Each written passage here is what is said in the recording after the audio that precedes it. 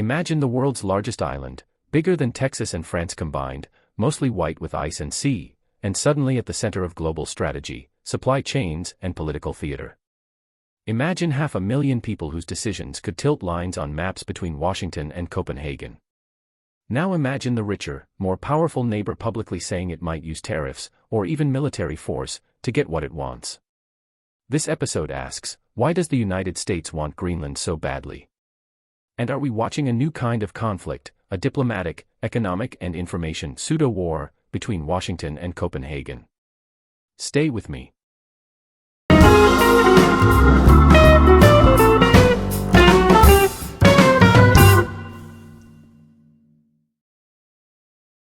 To understand why Greenland matters today, we must start centuries back.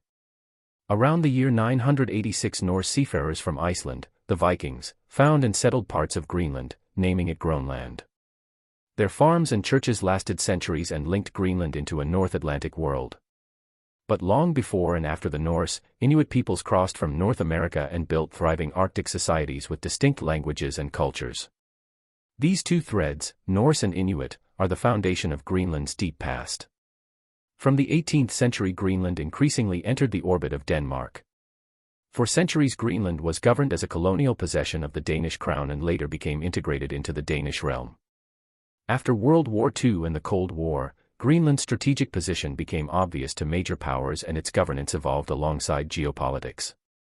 By the late 20th century, Greenland moved from colonial status to home rule in 1979, and then to the 2009 Self-Government Act, which enshrined Greenlanders' right to gradually assume responsibility for more policy areas, and, if they choose, full independence. Importantly, Greenland controls its domestic affairs, but Denmark remains formally responsible for foreign policy and defense under the constitutional arrangement known as the Unity of the Realm. That legal architecture is central to the tensions we're discussing. Greenlanders have increasing autonomy, but sovereignty and defense are still matters with Denmark in the driver's seat. Put simply, Greenland today is a people with growing self-rule, an island with a colonial past, and a juridical relationship to Denmark that makes Copenhagen the formal international interlocutor, a triangle that complicates any outside approach. Greenland's strategic value became obvious in the 20th century. During World War II and the Cold War, the United States established key bases and early warning installations across the Arctic to monitor Soviet activity. The most famous is the installation historically called Thule Air Base, now Pituffik Space Base, a northern listening post for missile warning, space control, and Arctic operations. That post has tied American military and scientific presence to Greenland for decades and created a powerful legacy of cooperation and tension between the three actors, Greenland, Denmark, and the United States. Those bases gave the U.S. capability to monitor polar approaches and to extend air and space surveillance. They also left a footprint of legal agreements and local impacts, some painful, like the forced relocations connected with early base construction, that still shape Greenlandic views of foreign military presence. 3 practical reasons drive outside interest today. First, location. Greenland anchors the Arctic. As the polar ice retreats, shipping seasons and new routes lengthen. Greenlandic ports and airfields matter for Arctic logistics and influence over northern sea lanes. Whoever holds influence there has early access to a changing Arctic. Second, defense and space. Pituffik and the broader Greenlandic coastline are strategically important to missile warning, satellite tracking and Arctic patrols. For the United States, Greenland is a forward geography that protects North America and projects surveillance toward northern Europe and Russia. Maintaining ready access to Greenlandic facilities is a real military advantage. Third, mineral wealth. Under ice and along the coasts lie minerals the 21st century prizes, rare earth elements, uranium, zinc, and more. Projects like Kvanefjeld have been discussed as potential Western sources of rare earths, strategically valuable for green technologies and defense supply chains. Reducing reliance on a single global supplier for critical minerals is a major incentive for many Western capitals. As scientific surveys and exploration increase, Greenland's geology becomes an economic and strategic variable.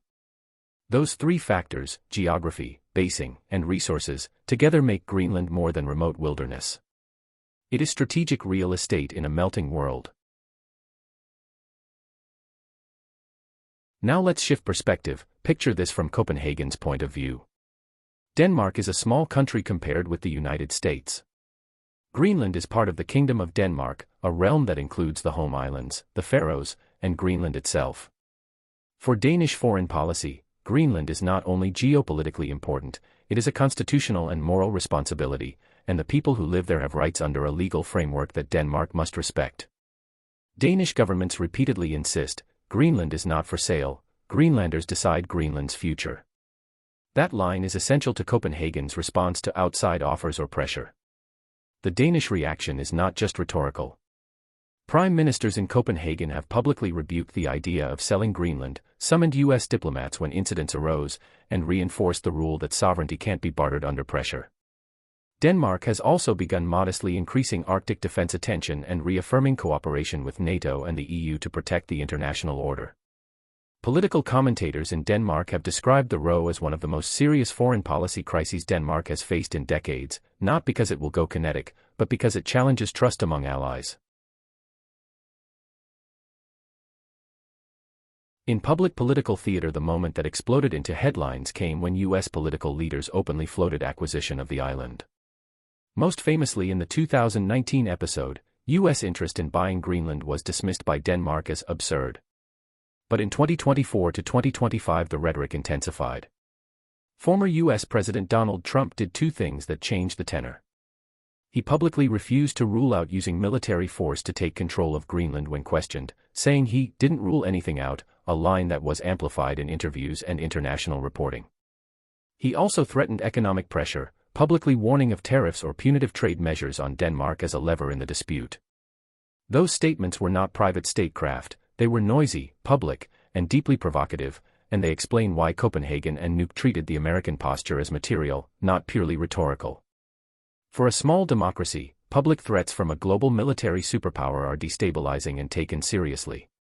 Here Denmark's response: Prime Minister and Danish ministers repeatedly said, Greenland is not for sale, publicly admonished the tone of U.S. remarks and stressed that any change in sovereignty would require Greenlanders' consent. Greenland's own leaders echoed those demands, and Greenlandic public opinion polls consistently showed overwhelming opposition to becoming part of the United States. For many Danes and Greenlanders, the idea of a powerful neighbor using commerce or force to acquire territory crosses a norm that post-war Europe regards as sacrosanct. Beyond the headlines about buying, there were concrete incidents that fed fears of influence campaigns. Reports emerged of unusually timed U.S. diplomatic visits and of street-level PR scenes that looked like staged displays of support, footage of local attendees wearing U.S. political paraphernalia, and allegations that some participants were paid to appear. Danish intelligence and police closely monitored the election environment. Some official statements found no coordinated state-level covert takeovers, while other investigative journalism pieces documented opportunistic influence operations, foreign contractors, and confused local contexts that blurred the lines between organic support and engineered spectacle. This mixture, public threats from Washington plus murky influence activity, is what made the situation inflammatory. From Copenhagen's viewpoint, the worry is not only a single incident, it is a pattern: heavy interest by American actors in Greenlandic politics, public threats, and uneven transparency. That pattern tests an ally relationship. How do two NATO partners manage a dispute where one has vastly greater power? Denmark's answer so far has been to assert law, to put solidarity with Greenland front and center, and to push for multilateral frameworks to defuse direct bilateral pressure. It's crucial to put Greenlanders at the center. Polling and election outcomes show the vast majority oppose becoming a U.S. state. Many Greenlanders want more autonomy, even eventual independence, but they also worry about the economic reality, subsidies and public services that Denmark currently funds, and the cost of building independent defense and administration. Greenlanders' views are diverse. Some business and political figures welcome foreign investment, others warn against neo-colonial pressure. The Trump-era interest in Greenland also had an effect that surprised analysts. It reinvigorated parts of the independence movement, not because people wanted the U.S., but because the controversy made Greenlanders realize the island's global value and the need for self-determination on their own terms. That is a political effect Washington may not have intended. So is this a pseudo-war between the United States and Denmark? It depends on definition. If you define war as kinetic force, bombs, and armies clashing, no, we are not at that point. There is no public evidence of a planned military invasion. However, if you define war to include coercive diplomacy, economic pressure, information operations, and strategic theater, in short, non-kinetic state competition, then the toolkit being used looks very much like a low-intensity contest for influence. Tariff threats, public refusal to rule out force, visits to military bases, influence operations, and leverage over resource access are all instruments of power. When an ally uses those instruments against an ally's territory, the result is what many analysts call a pseudo-war, a serious, potentially destabilizing rivalry without conventional battlefields. From Copenhagen's vantage, the conduct is threatening enough to warrant firm diplomatic pushback.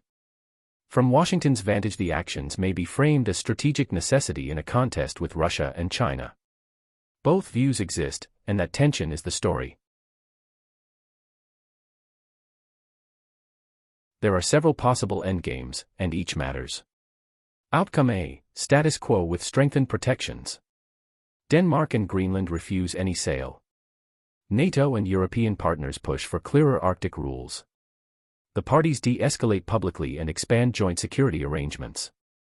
This stabilizes the situation but leaves underlying competition over minerals unresolved.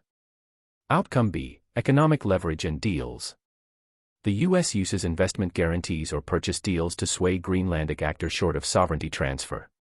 This could produce local development but risks internal divisions and accusations of neo-colonial influence.